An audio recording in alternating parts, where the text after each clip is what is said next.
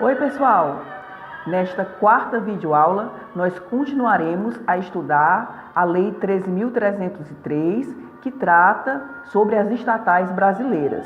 É uma lei nacional, como vimos na videoaula 1.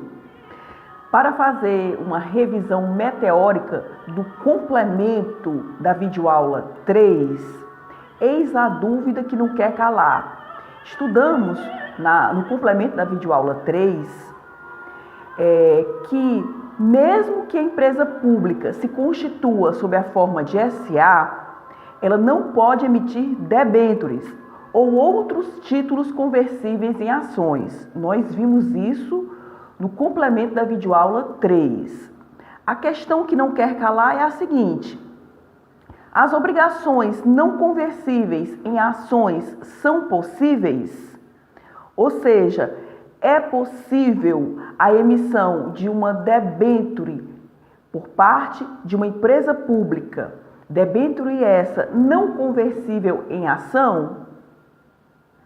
Sim, as obrigações não conversíveis em ações são possíveis. Por quê? Porque não comprometem a estrutura do capital social. Resumindo, mesmo que a empresa pública se constitua sob a forma de uma SA, ela não pode emitir debêntures ou outros títulos conversíveis em ações. Isso nós vimos. Por quê? Porque se houver a conversibilidade em ações, isso compromete a estrutura do capital social. Em se tratando de empresa pública, esse capital social 100% deverá pertencer ao poder público. Atenção, mas é possível que as obrigações não conversíveis em ações sejam emitidas sim. Por quê? Porque nesse caso, se nós tivermos uma obrigação não conversível em ação, a exemplo de uma debênture não conversível em ação, se houver emissão desse tipo, não há compromisso à estrutura do capital social, não há comprometimento com a estrutura do capital social. Nesse caso, as obrigações, a exemplo de debêntures não conversíveis em ações, são possíveis sim. Eis a pendência do complemento da videoaula 3. Nesta videoaula 4, nós estudaremos o quê? A problemática da sociedade de propósito específico na perspectiva da nova lei das estatais. A Lei 13.303/2016, ela traz a figura da sociedade de propósito específico. A princípio, a SPE, Sociedade de Propósito Específico, pode ser qualquer sociedade com objeto certo, determinado.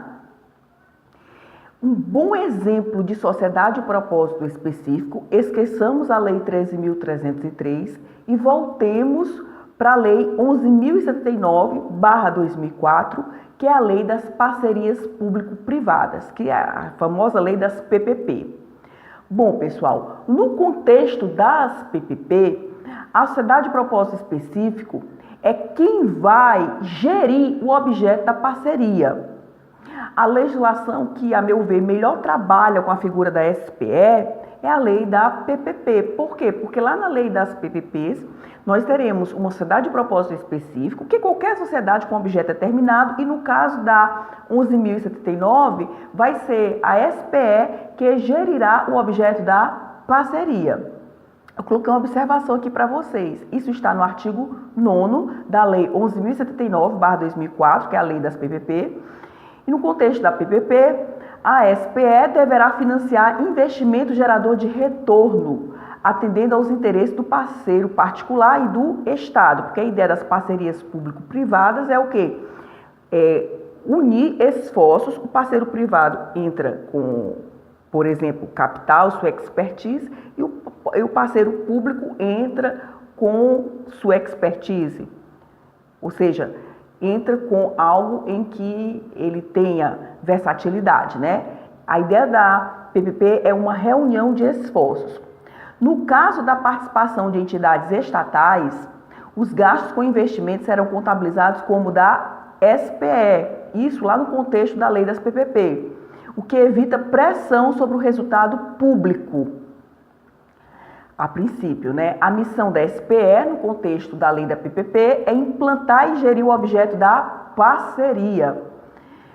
Essa parceria busca alternativas para suprir os investimentos necessários, notadamente no setor de infraestrutura, que são portos, aeroportos, estradas, telecomunicações, linhas de transmissão, sob a bandeira de garantir o crescimento econômico do país. Essa foi a ideologia da 11.079 ao versar sobre a SPS, Sociedade de Propósito Específico, no contexto da Lei das Parcerias Público-Privadas. A ideia foi o quê? O endividamento seria da SPE e não comprometeria os limites de dívida e endividamento do parceiro público. E essa dívida e endividamento seria contraída pela SPE para desafogar o parceiro público. Em suma, o que é uma SPE? É qualquer sociedade que tem determinado propósito, que tem determinado objeto. No caso da lei das PPPs, a SPE implementará e gerirá o objeto da parceria público-privada. Agora, trazendo esse assunto para a Lei 13.303.